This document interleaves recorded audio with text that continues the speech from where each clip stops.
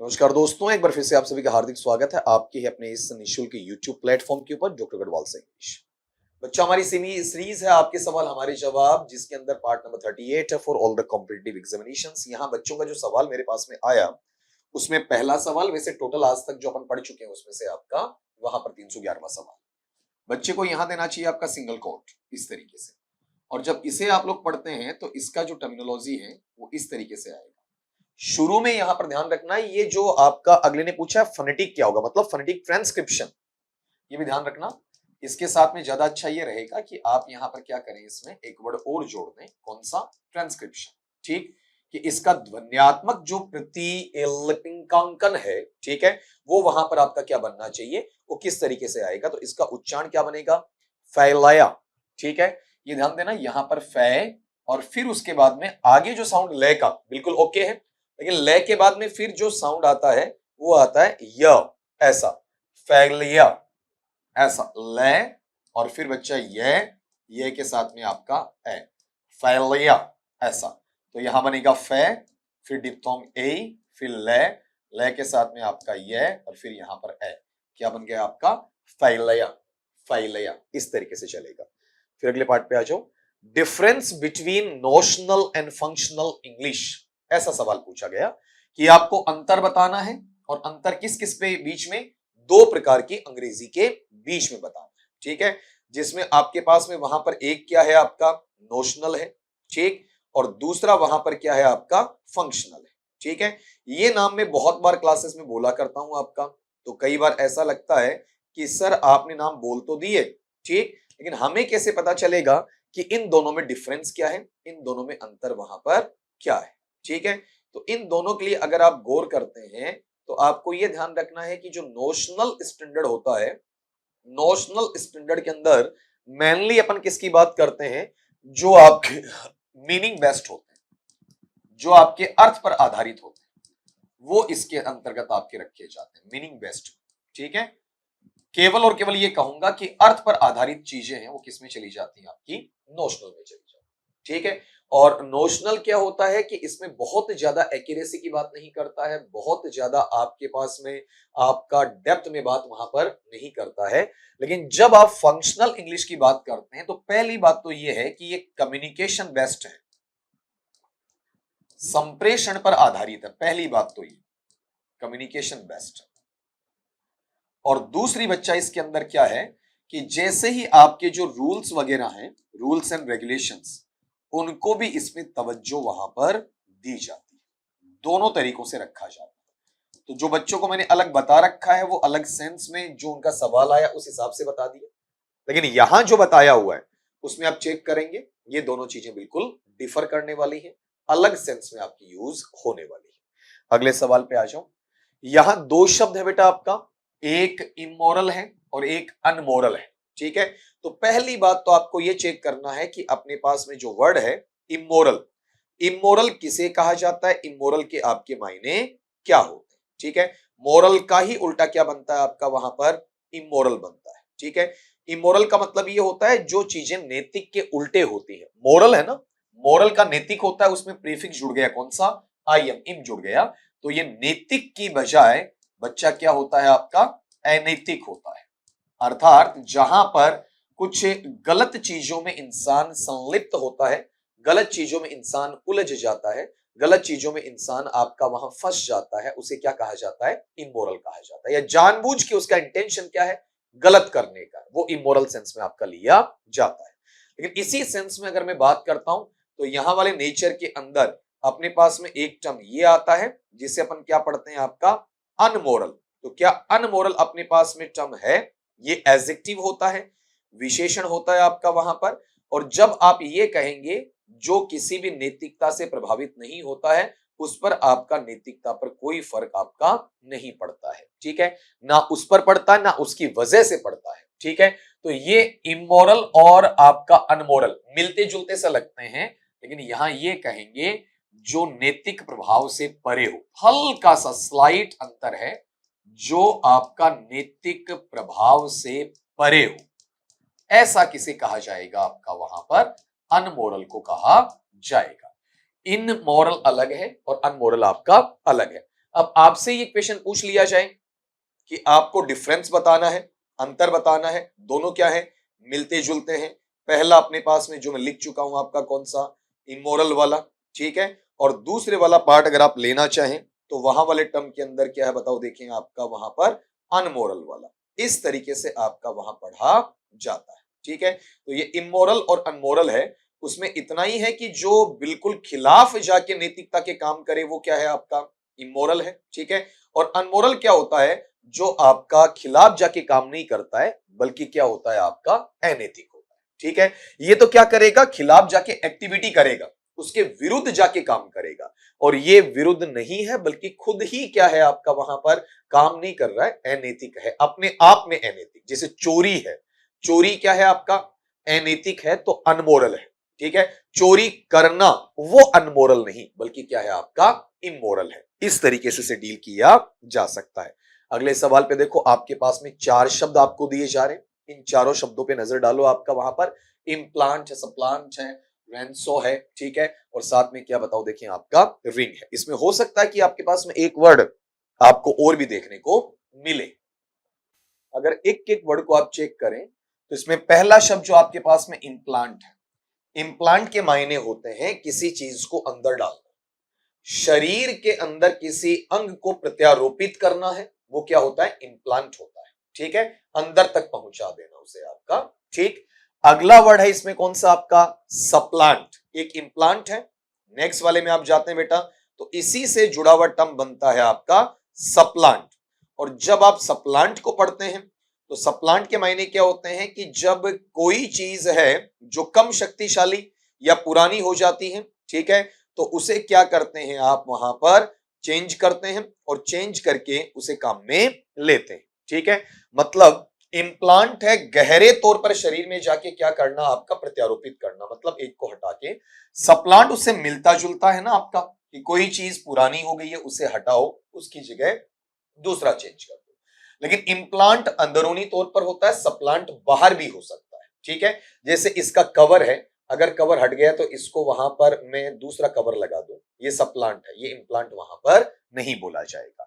एक इसमें वर्ड पहले नीचे का वर्ड आप देखेंगे और ये वर्ड है WRING। इस तरीके से अगर इस वर्ड को आप पढ़ते हैं तो इसका नेचर बिल्कुल अलग आपको देखने को मिलेगा।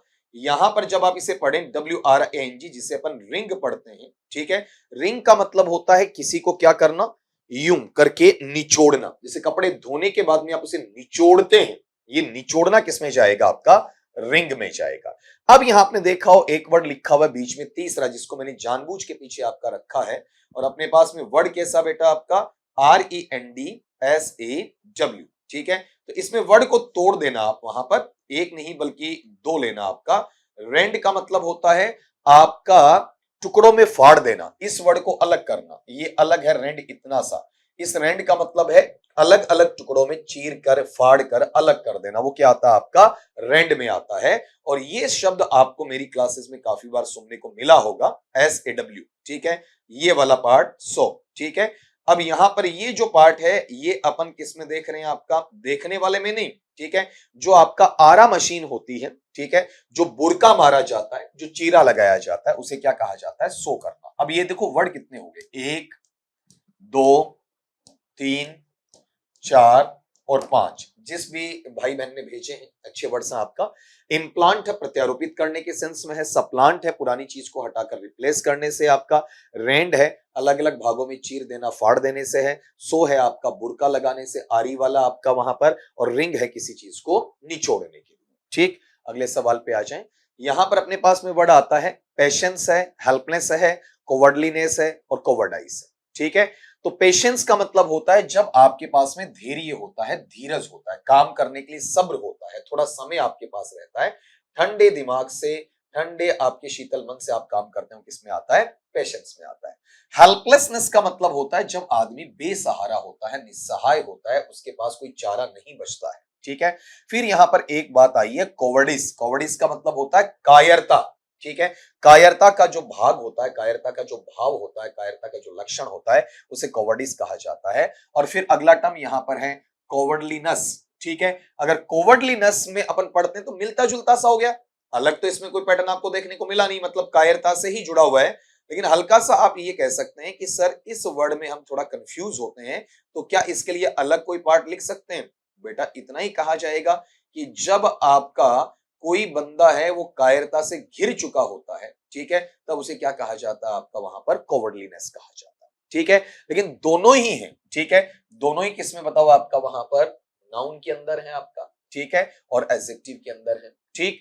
लेकिन चलो नाउन एडजेक्टिव को छोड़ के इतना समझो इसमें कि अपने पास में ये जो है और ये जो, इनमें रात दिन का फर्क है। ये सब्र के लिए आता है, ये बेसहारेपन या निस्सहायता के लिए आता है, ये दोनों कायरता के लिए आते हैं। लेकिन ये अपने पास में एब्स्ट्रैक्ट नाउन हो जाता है आपका, ठीक है, वहां पर कायरता का भाव बताने वाला भाववाचक संज्ञा हो जाता है। और उसी चीज को वहां पर जब बुद्धिजीवी वर्ग है जो कहीं ना कहीं आपके कमजोर विचारों से घिर जाता है, उसे कॉवर्डलीनेस का नाम दिया जाता है। अगले पार्ट पे आओ। Hit me on blank back, ठीक है, और फिर यहां पर है आपका ये वाला पार्ट, कौन सा? जुडिशियरी। यहां जो दो चीजें पूछी हैं आपका, ठीक है, इसमें बतौर क्या है आपका? वहां पर आपके लिए खाली स्थान में क्या आना चाहिए, या फिर आपके ब्लैंक स्पेस में वहां पर क्या लगना चाहिए? यहां पर देखो इस तरीके से जो बच्चे ने लिखकर भेजा है उसी तरीके से आपका टाइप किया है, तो आप पहले अपना आंसर दो, फिर मैं बताता हूं। इसमें पहले वाले पार्ट को यहां पर आप यूं पढ़ोगे कि आपके पास में ये अपर केस की बजाय आपका लोअर केस में आ जाएगा, स्मॉल में आ जाएगा। जनरली जो बच्चा अपने पास में इसका फ्रेज बनता है वो इतना ही बनता है, हिट मी बैक, ठीक है, वापस मुझे हल्का सा चोट मारो, हल्का सा थप्पी मारो, ये क्या? Hit me back. लेकिन अगर आपने प्रीपोजिशन ऑन जोड़ दिया है तो आपका जो बैक है, आपकी जो पीठ है, आपके कूल्हे हैं, ठीक है, वहां जो अपिश साइड है, ऊपर वाली साइड, वहां पर हल्का सा टच करना, ठीक है, उसके लिए यहां पर अपना आर्टिकल क्या लग जाता है? Hit me on the back. और जेन्युइन जो फ्रेज है वो मेनली क्या था आपका? हिट मी बैक है। अगली चीज यहां सुनना, यहां पर ये पूछा है जुडिशियरी, जो अपना न्यायिक प्रणाली है, न्याय व्यवस्था है आपका, ठीक है, अगर उसकी अपन बात करते हैं तो बेटा यहां पर जो जुडिशियरी का सेंस है वो पूरे के पूरे आपके न्यायिक प्रणाली को, न्यायाधीशों को शो करने वाला है। अगर उसे इंफेसाइज करो, उस पर जोर डालो, उस पर स्ट्रेस डालो, तब तो वहां क्या लगाओ? दा लगाओ। और स्ट्रेस नहीं डालो तो वहां पर किसी आर्टिकल की कोई आवश्यकता नहीं होती है। दोनों तरीकों से ये सेंटेंस में डालोगे तो ही वहां पर इसका पता चलेगा, अदरवाइज इसका सेंस नहीं निकलेगा। अगला यहां बच्चे ने पूछा, a cow is a useful animal, the cows are useful animals. यहां बच्चे ने कहा both sentences define a class of animal. बिल्कुल, दोनों वाक्य हैं वो क्या कर रहे हैं आपका?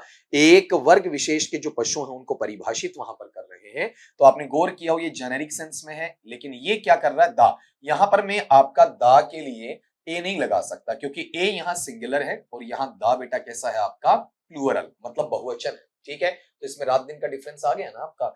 यहां वाले सेंस में आप इसको चेक करोगे तो बहुवचन में ए कैसे आएगा, एन कैसे आएगा, ठीक है। और यहां वाले पार्ट में ये जो ए वाला ऊपर वाले में आप चाहें तो दा भी इस्तेमाल कर सकते हैं, ये स्पेसिफिक सेंस में आएगा और ये आपका वहां पर जेनेरिक सेंस में चला जाएगा। इस तरीके से इसका डीलिंग आपका कर दिया जाएगा, ठीक है। अगले पार्ट पे आ जाओ। ये सवाल बहुत बार ऐसा सुनने में मिलता है कि क्या ये सवाल करेक्ट है? ये बच्चे ने यही पूछा कि सर इसके मायने क्या होते हैं। यहां ये कहा यू, उसके साथ में मॉडल ऑक्सिलरी आ गया, कौन सा आपका? शुड आ गया, और फिर आगे इसमें डाला गया आपका मोस्ट के साथ में डेफिनेटली, और फिर आगे यहां लिखा गया है लीव हर, ठीक है, इस तरीके से डाला गया। क्लियर? अब यहां ये सेंटेंस है वो करेक्ट है या नहीं है, ये अपना क्वेश्चन बनता है कि ये सेंटेंस सही है या फिर आपका नहीं है। इसके अकॉर्डिंग वहां पर दिया जाएगा। 1 मिनट आप इसका आंसर दीजिएगा, फिर आपको बताता हूं। बेटा जी इसमें अगला सवाल जो बच्चे ने पूछा है कि you should most definitely leave her, कि आपको निश्चित तौर पर उसे छोड़ देना चाहिए। मीनिंग ये है कि शुड के साथ में आपने मोस्ट भी लिखा और डेफिनेटली, तो ऐसा लगता है कि इम्प्रॉपर है क्या? बिल्कुल नहीं, एकदम सही वाक्य है। इसका मतलब आपका एक अंतिम वो चरण आ चुका है जहां पर उसे आपसे हट जाना चाहिए या आपको उससे हट जाना चाहिए, ठीक है। जैसे कोई आपका वहां पर एक दोस्त है, आपका एक संबंधी है, आपका एक रिलेशनशिप है, उसका एक पैटर्न होता है कि यहां तक ये पैरेलल वे में चलेंगे, लेकिन जिस वक्त लगता है it can't be put up with him और हर एनी मोर, इसे और ज्यादा नहीं रखा जा सकता, तब आप बोलते हैं you should most definitely leave her. तो ये जिस बच्चे ने पूछा है ये सेंटेंस टोटली करेक्ट है। अगले पे आओ। Indian one singer cup last year, तो पहली बात तो आपको इंडिया करना है इसमें इंडियन की बजाय, ठीक है, नहीं तो इंडियंस करना पड़ेगा आपका। कोई भी आपने पर्टिकुलर तौर पर आपका कप जीता है आपका, तो आपको उसे इंडिकेट करने के लिए डेफिनेट आर्टिकल क्या देना पड़ेगा, दा देना पड़ेगा। ये सुपर स्टार सिंगर है सर, सुपर सिंगर स्टार इस टाइप में आपका चलता है। 2024 में भारत को वहां पर विजय भी प्राप्त हुई थी। अगला पार्ट लो, टॉप अ माउंटेन। बेटा ये सवाल आपने थोड़ा सा अधूरा रख दिया, कौन से माउंटेन का शीर्ष, ये नहीं बताया ना आपने, ठीक है, तो आप ऐसा भी लिख सकते हैं फिर इसे, इसके तो तरह तरह के आंसर बन जाएंगे। टॉप ऑफ ए माउंटेन, ये अपने आप में स्पेसिफिक नहीं है, ठीक है, ऐसा करोगे तो ये करेक्ट हो जाएगा। आप यहां ऐसा भी लिख सकते हो उसे, द टॉप ऑफ माउंटेन, ये लो, ठीक है, इस तरीके से लिख सकते हो। मतलब कुल मिला के ये अपने आप में सवाल है वो कंप्लीट नहीं है, ठीक है।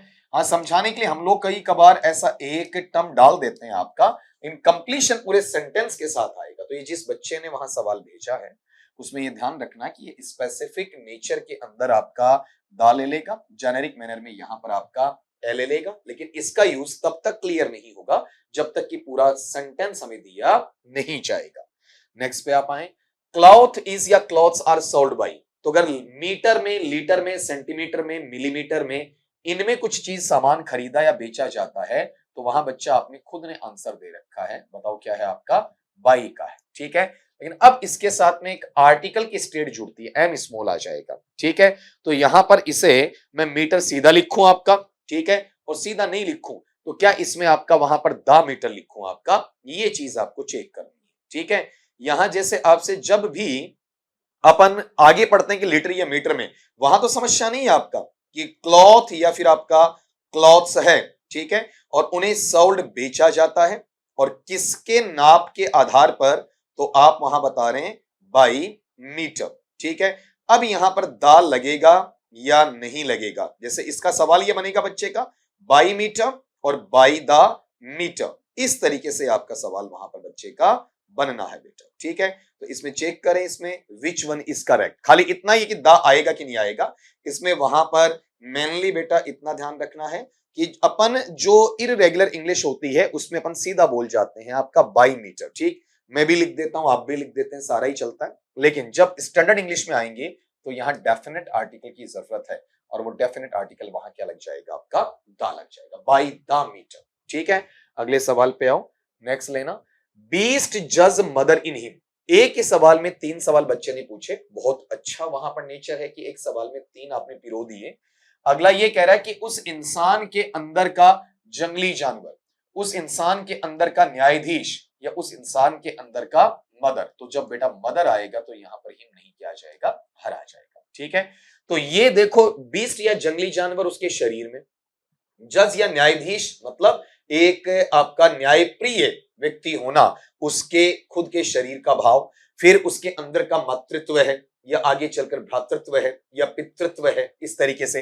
तो ये डेफिनेसी होगी, एक से ज्यादा चरण होते हैं, तो यहां पर हम बोलें कि उसके अंदर का जानवर, तो द बीस्ट इन हिम, उसके अंदर का जज, तो द जज इन हिम, उसके अंदर की मदर, तो द मदर इन हर, इस तरीके से ये डेफिनेसी के साथ में आपका वहां पर रखा जाएगा। अगला एक और सवाल है कि प्रेस बेंच, ये 2 सवाल हैं वैसे आपका, अगर आप स्पेसिफिक सेंस में पूरी प्रेस को बताते हैं, पूरे मीडिया को बताते हैं, तो बेटा केवल प्रेस नहीं बल्कि क्या आएगा, द प्रेस आएगा। पूरे आप जूरी को बताते हैं, पूरे न्यायिक खंडपीठ को बताते हैं, तो बेटा यहां पर बेंच नहीं बल्कि क्या लगेगा, द बेंच लगेगा। तो आज सवाल ऐसे थे जिनमें बच्चों का हल्का हल्का डाउट रहा आपका, एक्सप्लेनेशन काफी कम पूछी बच्चों ने आपका, ठीक है, सिर्फ आपका टू द पॉइंट के सवाल वहां पर रखे, और सवाल भी कम नहीं बेटा, सवाल काफी ज्यादा है, ठीक है। और यही आनंद आता है कि आपने गौर किया हो, तो आप देखें जरा इसको कि आप धीरे धीरे धीरे धीरे 323 सवालों तक पहुंच चुके हैं, कईयों में एक में भी 2-2 सवाल आपको वहां पर देखने को मिल रहे हैं। तो मिलता हूं आपका वहां पर अगली कड़ी में, इसके 39 नंबर के लेक्चर के अंदर। तब तक के लिए सभी दोस्तों से यही कहूंगा, स्वस्थ रहिए, मस्त रहिए, लेकिन बच्चा पढ़ते रहिए।